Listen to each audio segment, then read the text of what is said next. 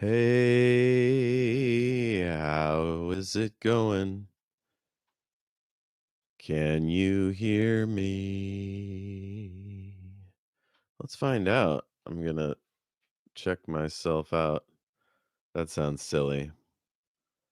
I'm gonna see if it's working over at Google. What's this thing called? YouTube? Oh shit, it's been a while since I done this. Let's see. This will be coming out of my speakers. Let's see how loud it is. That's not bad. What do we think? Yeah, very strange. All right. Oh boy. Let's talk it over. I just finished editing the whole book together, like all the chapters on my podcast with commentary. And I decided, well, what the hell? I'll jump on over to YouTube and read some extra material that I wrote that didn't make it into the book. Um, and it's mostly extra chapters of Ayana because I felt like we needed some explanation of what the plan was. Um, so here's some stuff. This is after she's gone to the Tower of Justice in her new job and she's going through some shit. Ayana. Ayana awoke, or more likely, appeared in a place she did not remember. Something dark and evil pulsed nearby. She was standing on uh, pulsed somewhere nearby. I don't like something and somewhere in the same sentence, but it sounds better. Something dark and evil pulsed somewhere nearby. She was standing on thick sand, bordered on all sides with tall, ant-hill shaped stone monuments, like narrowing castles seen from far below. There were dozens of them, each year of their history etched out in thickness of epochs past, and something was gurgling just beyond. She stepped forward. Or was it flight? However she was moving, she reached her destination. She weaved left and right as she moved around the columns, stopping as the open ground came into view. Before her stretched a brownish purple landscape, its features formless and indistinct. A thick vapor of swirling black and gray clouds gamboled in the distance over a long, wide, and very deep canyon. Aeona goggled. Beside her, someone stood. She leapt to the side and turned, reaching for the hammer of justice. It wasn't there. Good evening, Lady Stargazer. I see you are still advocating for the righteous glory of the goddess. The man's voice was deep and sonorous, rolling across the space between them like an orchestral wave. She shivered, threatened and deadly serious. Now that I know what the voice is, I should do that line again. Good evening, Lady Stargazer. I see you are still advocating for the righteous glory of the goddess. Who are you? What is this place? She hated how strident she sounded. This man was large and powerful. She was risking her life standing up to him on his territory.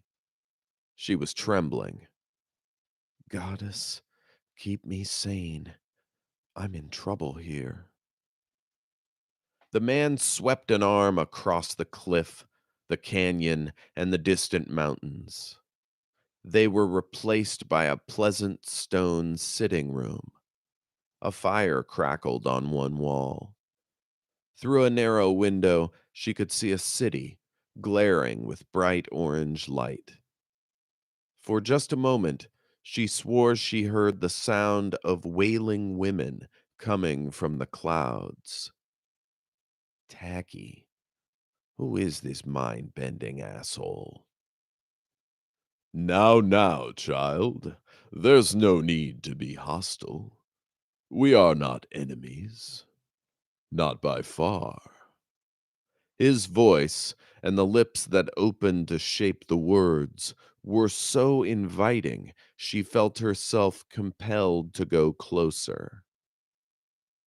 She resisted the urge, calling upon the goddess for aid.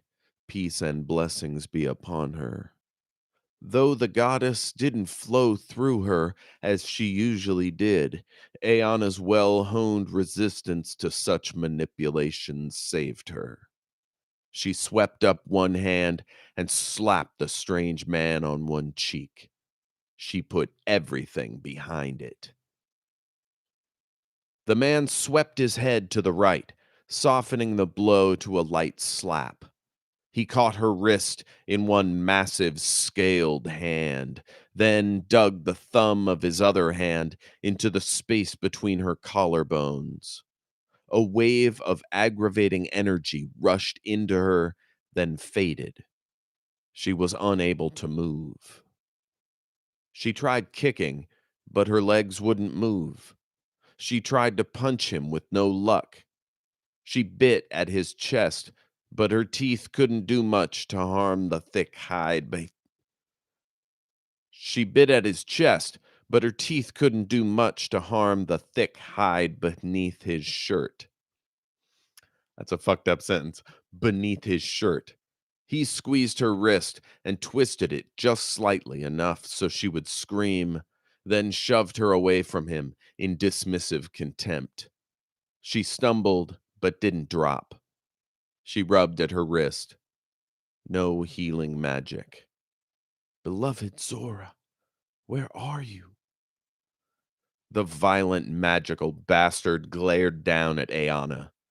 He bared his teeth and said, his voice ringing out in echoing basso waves of force, I am Mabragaris, Lord of the Fiends.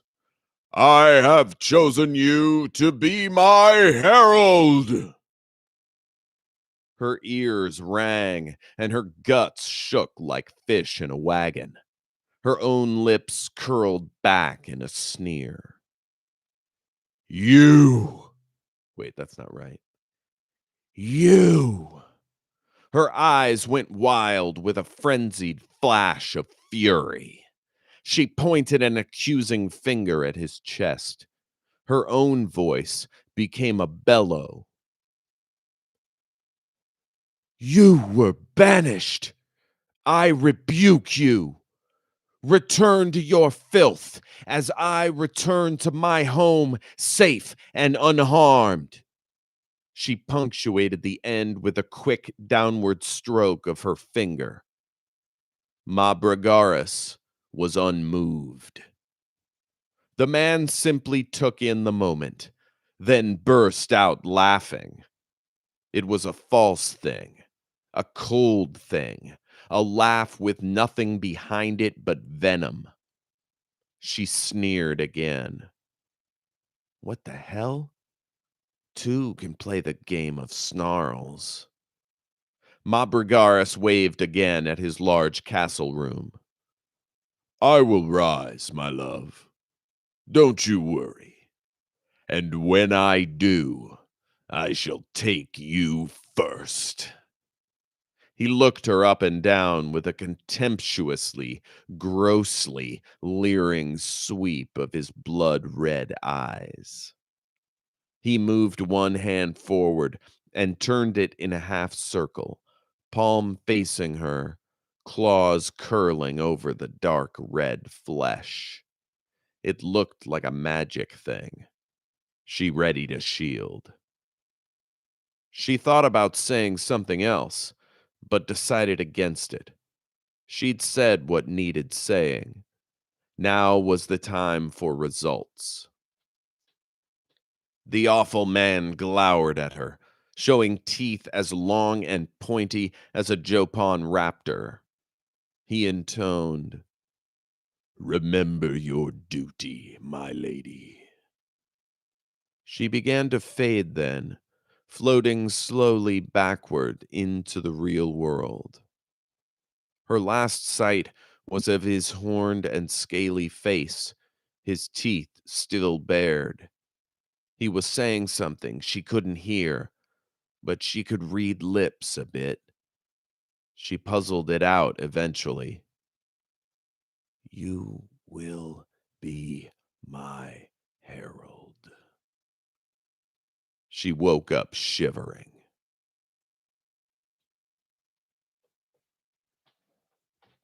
Hell yeah.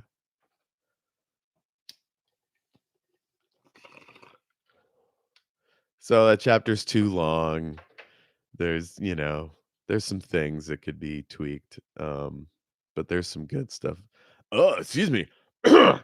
There's some good stuff in there too. Um, I like when he paralyzes her with his thumb. Um, I have chosen you to be my herald. Oh, and then she does the fucking Zora rebuke on him.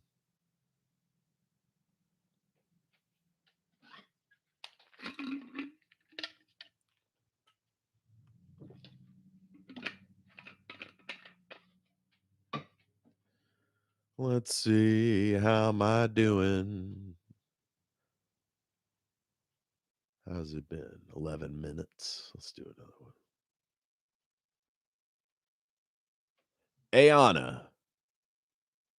Ayana strode down the dim hallway toward the laboratory, flanked by three of her most experienced guardians. She still couldn't get over how much power and responsibility the old lioness had given her. She was still just 22 years old. Say what you will about the true gift, it couldn't make up for 30 years of management experience and tactical precision.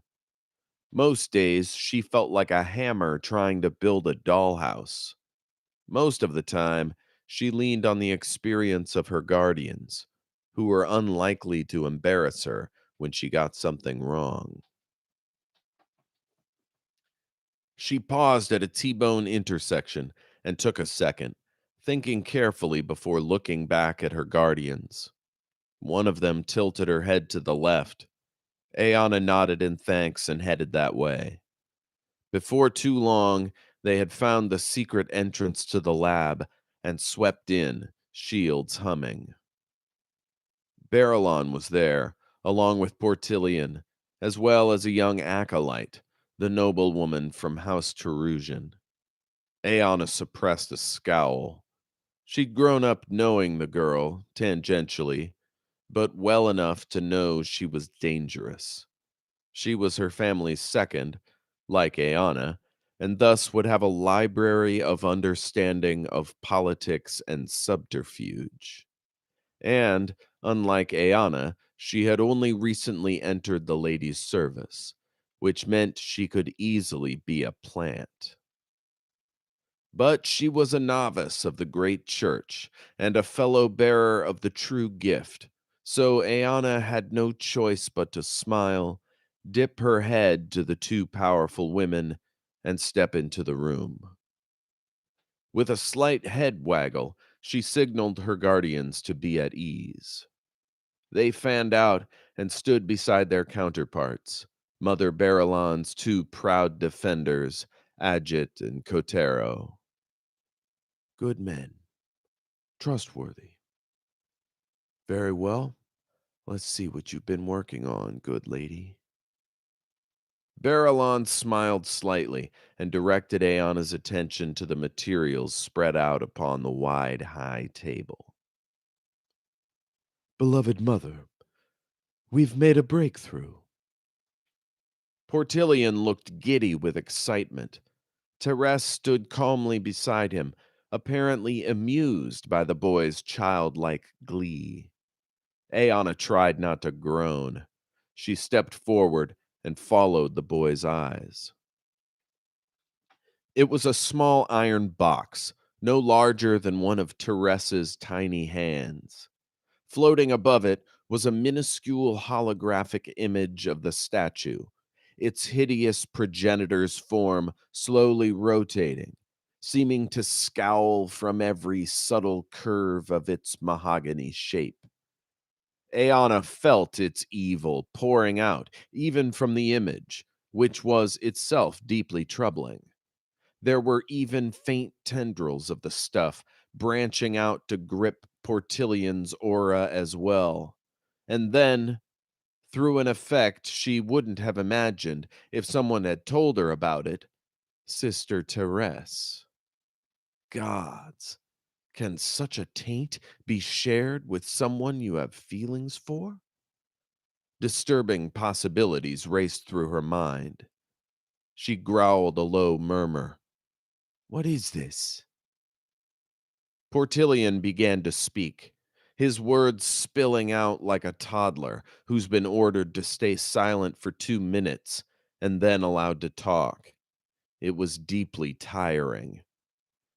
The statue held within its form several tiny elements of its the statue held within its form several tiny elements of its former inhabitant. We've analyzed this one. He inclined his head to acknowledge Barillon, both spiritually and magically, and we've learned a few things. Aeona felt sick. Elements? Is he talking about blood? It was all she could do to leap away from the table and unleash the fire of creation on the little thing. She steeled herself to keep listening.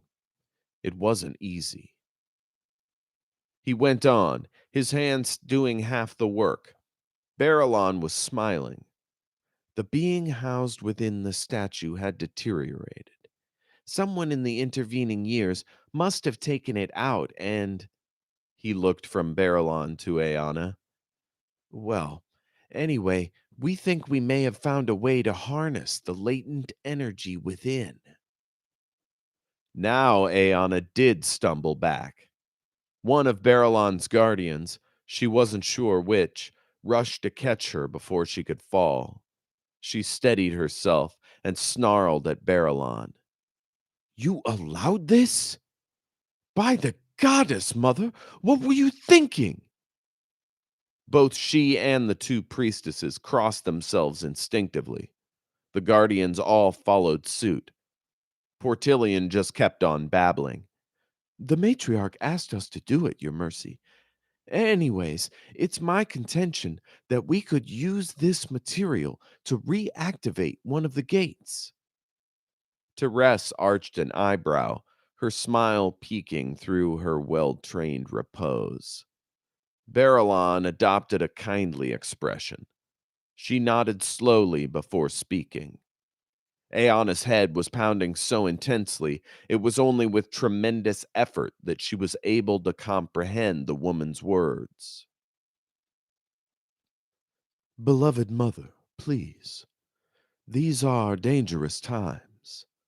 The matriarch believes that by reopening the gates, we might finally be able to take the fight to the enemy, to do battle with those who have corrupted the ancient forces and weakened the power of the gods. She nodded sharply, and I agree. She has ordered me to command this part of the operation. Your orders are to go with Portillion and enter the gate, that we might finally engage the enemy on its own soil. Aeona looked from Portillion to Therese, ending upon Barillon's beatific smile. She was flabbergasted. She couldn't think. She whirled on Portillion. This was your idea. You have no idea what forces you are playing with, Portillion de Vere. This is not a game. This is. A voice rang out from the door behind, commanding yet small.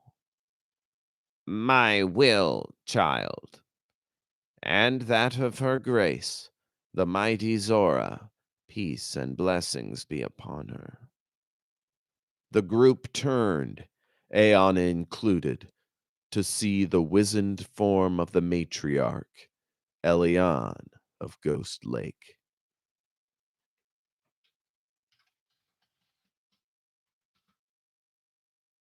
Yes. I might keep this one because it is quite strong. Get to find out why they're going in the fucking gate at all. So I think I might have to load my bong. Oh yeah. Yes, indeed. I need to load that shit. Oh yeah. I got two more of these and then a Grundle chapter that might you know what? I'm gonna do it because it's very sweet.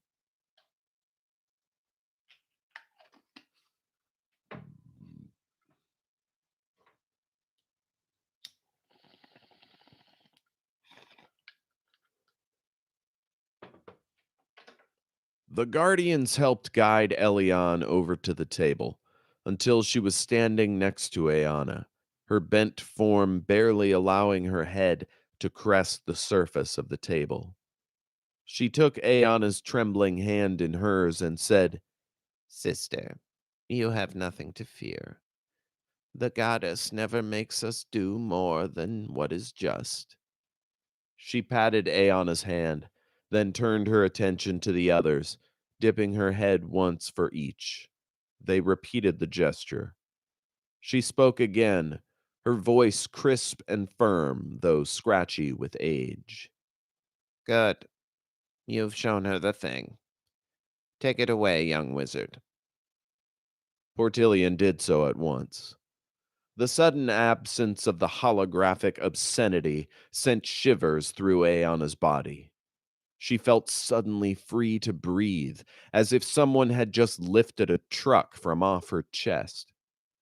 She took in a big, heaving gasp. She noticed with some relief that Barillon and the others had been similarly affected. Beloved mother,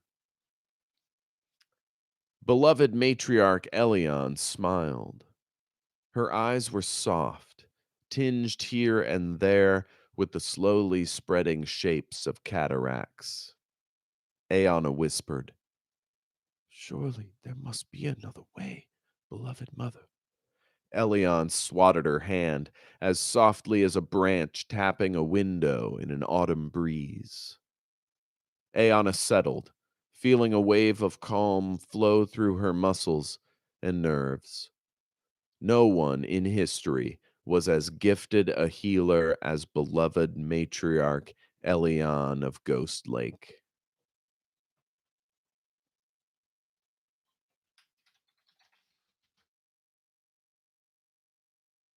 The old woman murmured, "Elion, please, my dear, we are beyond honorifics. Besides," she turned to lock eyes with Portillion, "it's best to speak plainly when dealing with demons." The temperature in the room dropped by 20 degrees. No one looked away from the matriarch.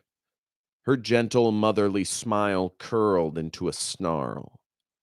Then, just before it became too just before it became too upsetting a silence, the moment snapped, and it was as if it had never taken place. The matriarch continued. "Right.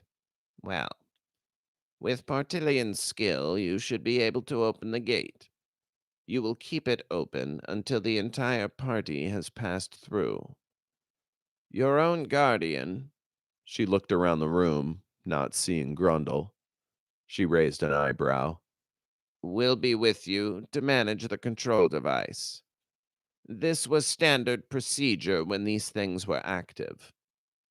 You will lead the mission, and you will guide your fellows to the deepest hollow of the in-between world." Her voice dropped into a gravelly growl. There you will thrust the spear of Zora's power into the heart of that. Her tiny fist clenched, her lips rippling with disgust. Unholy abortion. Silence filled the room. Oh, that should be slower. It's the last. Silence filled the room. Yes, Matriarch Elion is a boss. So this whole time, Aeon's been like, "Yo, Portillion, we don't work with demons." And boom, Elion's like, "Well, technically, we're gonna go fight one." You know? I love the idea of this tiny lady just being a fucking boss. She is ready for some shit. Um, and then as we learned in just the very last chapter, she died off screen. One more Aeona. Here we go. Mother? Aeona murmured, crouching to get face to face with the old woman. What do you mean? Barillon said loudly, The demon, Aeona. You're going there to kill it. Matriarch Elion nodded. Then, in a voice rapid with something bordering on joy, Portillion piped in. Yes, it's so exciting. Aeona, you aren't going to believe what we've found out.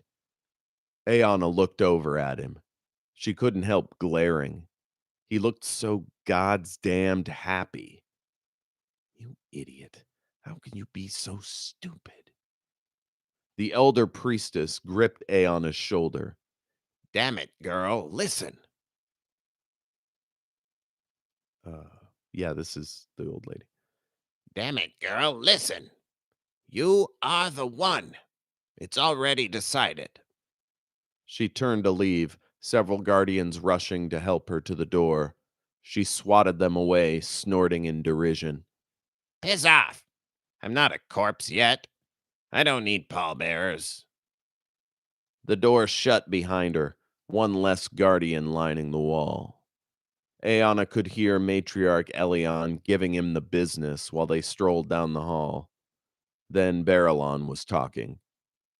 Aeona looked up at her, trying to appear contrite and focused. Barillon wasn't buying it. Aeona, I know this is a lot, but Aeona cut her off. Opening the Null Gate is a lot. Traveling underground through an invisible doorway into a place we know nothing about is a lot. She slammed a palm down on the table, making everything shake, including the evil box, which emitted a disturbing metallic clank. Destroying a demon is a whole lot more than a lot. Like a whole fuck of a lot more, beloved mother. The naming of the woman's title erupted out like hatchets cracking a tree. Barillon waited for her temper tantrum to be over before casting an eye at Sister Therese. Sister, will you excuse us for a moment? The girl nodded, then moved to go, tugging at Portillion's pant leg. I hate it when I mispronounce the last fucking word. The girl nodded, then moved to go, tugging at Portillion's pant leg. He dipped his head at Aeona and Barillon, then followed Therese out of the room. The door clicked quietly shut. Barillon's face swelled with sudden concern. She stepped around the table and took Aeona in her arms. Aeona crumpled into them, tears coursing down her cheeks. When she spoke, it was halting and gurgly. Barillon patted her on the back with one hand, rubbing one shoulder with the other. Barillon, I can't. I'm not ready. Barillon kept patting and rubbing, switching sides, patting and rubbing some more, and shushing Aeona. Don't worry, Aeona. This is your purpose. Defender of the faith is a big job. She leaned back so she could take in Aeona's blotchy face. She spoke in the low tone you reserve for those who are grieving and or mentally unwell. I know it's early, too early by a country lane, but I've never seen anyone with your level of power. Never. She lightly stomped one foot, just enough to emphasize her point. Matriarch Elian is a great healer and a great leader, but you are an arrow in her mercy's quiver. The amount of magic you can wield is beyond anything I knew was possible. I believe in you, Aeona Stargazer. I did not bring you to this city to shame you. I brought you here to do the will of her mercy, and that is what you will do. The last 6 words came out in hard, thumping syllables, brimming with quiet strength.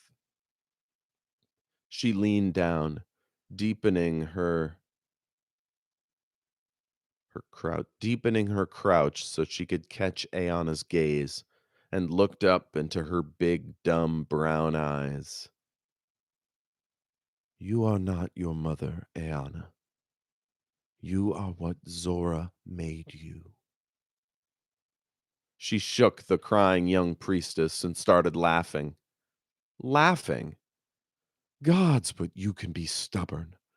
I swear to Chazir and all the prophets, you are stubborn. You're going to have your sulk, and then you will be amazing. I have no doubt. Aeona's words caught in her throat. This she had not expected. She wanted to think, to speculate on what Barillon was saying, to figure out her game, to find the key inside her sick little puzzle, to crack the code beneath her self indulgent riddles. But she couldn't.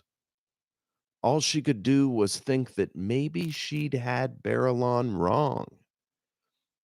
Maybe she was the woman the other priestesses said she was.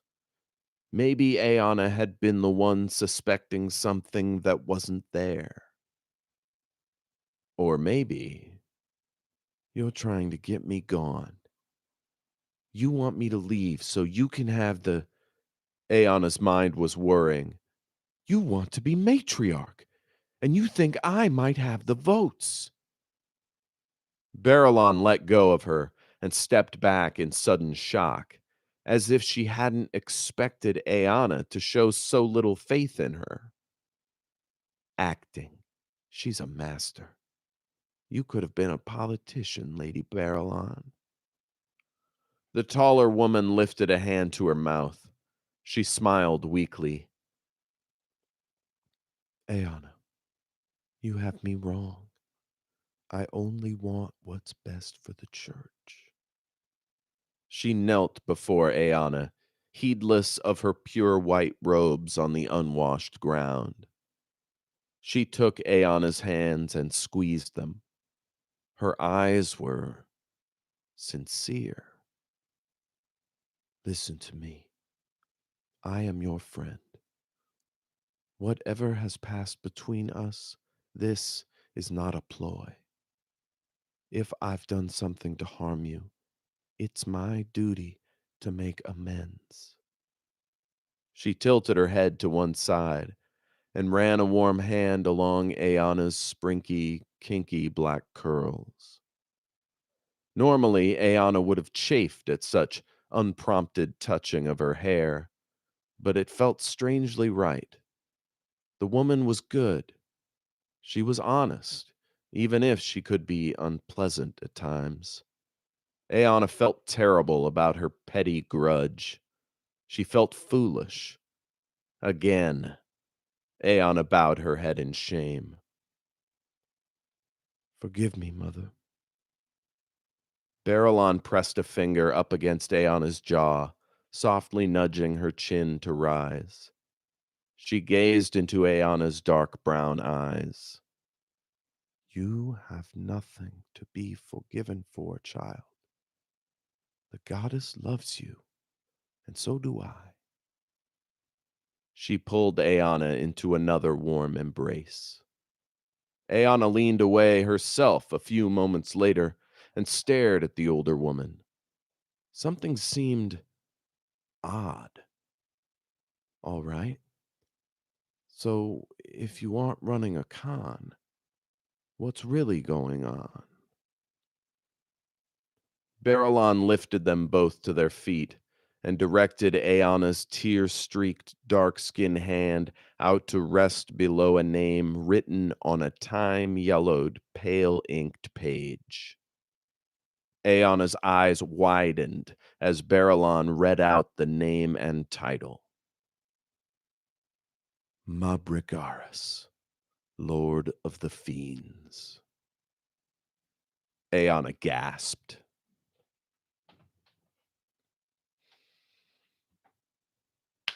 So this one, I like the idea of this chapter more than how it came out.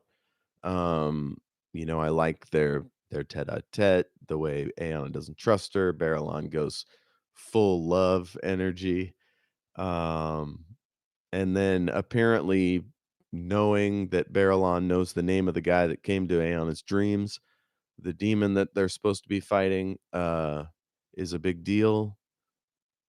It might if I didn't have that chapter I just wrote. So, yeah, I don't know. I might find a way to like smush some of these together. Yeah, Mabrigaris. I wrote these chapters after I had written the the demon himself, like in a book later, 2 books later, whatever. So I thought I'd seed that here in book 1. All right, last one here. This is Grundle. Grundle returned from his journey and was immediately escorted to her Mercy's chambers. She yanked him inside and pulled him to a seat. She placed a hand on his massive thigh. He placed one of his gently over hers. She shuddered. Grundle cleared his throat, meaning to speak. She stopped him. We have a mission. You and me. He leaned his head back to take in her whole body, frightened face and all. You've been crying.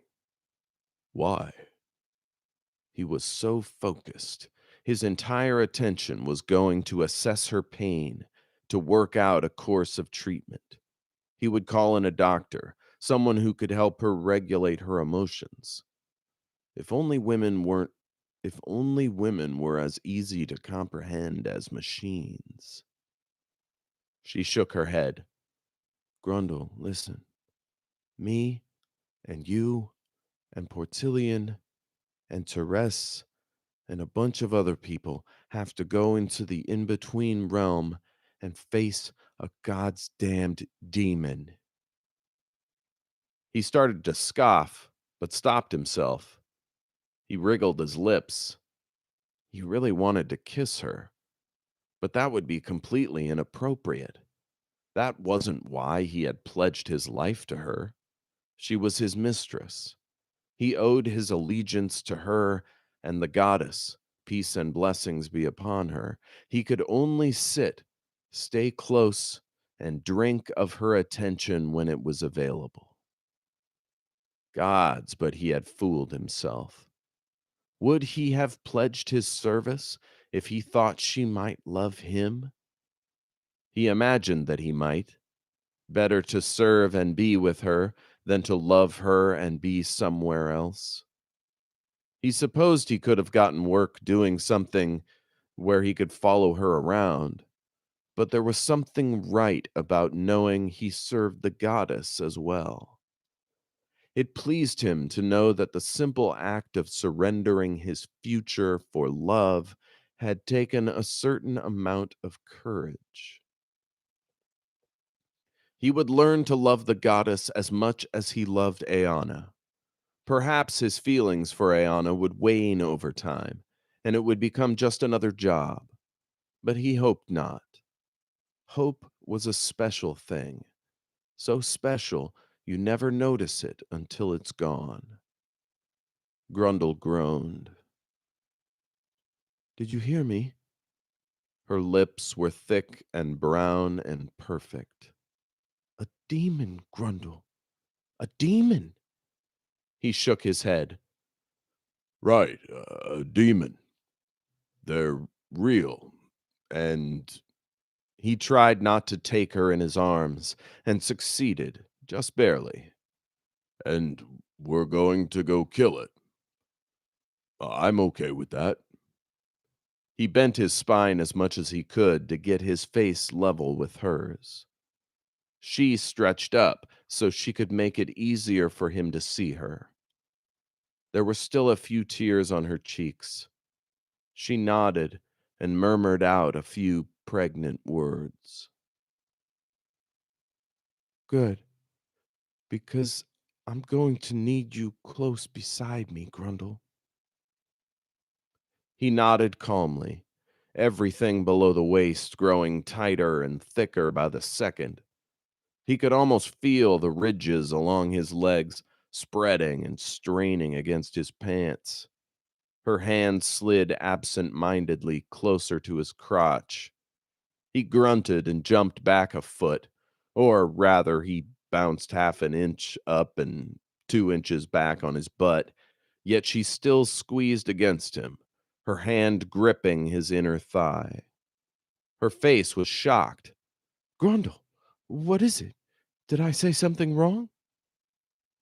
Her eyes were tilted up, eyebrows pulling through her forehead right up the middle. She was frightened for him, afraid he might be upset with her for some reason. What possible reason could he have to be upset with her? He had to disabuse that notion. He gripped each of her triceps and turned her to fully face him. He got down on one knee. He ignored the pain. The day's business had been hard, but this was harder. No, your mercy. Not at all. She waved at him to get back on the couch. Why is everyone kneeling at me today? Chaz, it's not like I'm a queen or something. I'm just a dumb girl pretending to be a high priestess of Zor. Grundle placed two giant fingers against her lips and whispered in a rumbling baritone. Your mercy. You have nothing to be afraid of. I will be there right beside you. By the holy light of the goddess most high, I will be beside you. They rested there like that for several moments. Or minutes. Grundle couldn't be sure about silly things like time and perfect measurements in the face of such enormous beauty. Until they couldn't stand it anymore. Aeana wrested herself from his weak grip, and he stood up and back a few normal-sized human steps. She looked up at him, her dark brown eyes full of soft, clear tears. They were blessed tears now, not sad ones. These were tears of subtlest joy, tears of kindness, tears of compassion, tears of struggle, intelligence, unity, and guidance, tears of love for life and duty. Grundle ordered his hand not to wipe them from her eyes. He kept his hands empty. She spoke in a sadly happy tone. You can sleep inside tonight. Grundle blinked, then nodded. He crossed to the overstuffed large chair near the door and sat down. She stared at him for a long, long time. Finally, she nodded, and he snapped the lights off. He listened to her breathing, tried not to think about her shadow darkened body writhing under his, and counted himself lucky that he wasn't on his own, so he wouldn't end up working himself up to another dumb fantasy. Better to be in her presence than indulging in that lonely bachelor crap. She stirred. He turned slightly away in case her bedside lamp cast uncomfortable shadows. Grundle. Her voice was red velvet, chocolate mousse, and ice cream on a sundae. Yes, Sayana. They breathed for a moment. Then she said, whispered words whirling out like a summer breeze blowing across the hot, brown earth. Good night. Grundle nodded, willing his voice not to squeak like a teenager. Good night, Ayana.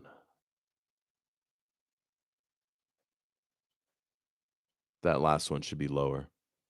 Ayana. He says that in his head.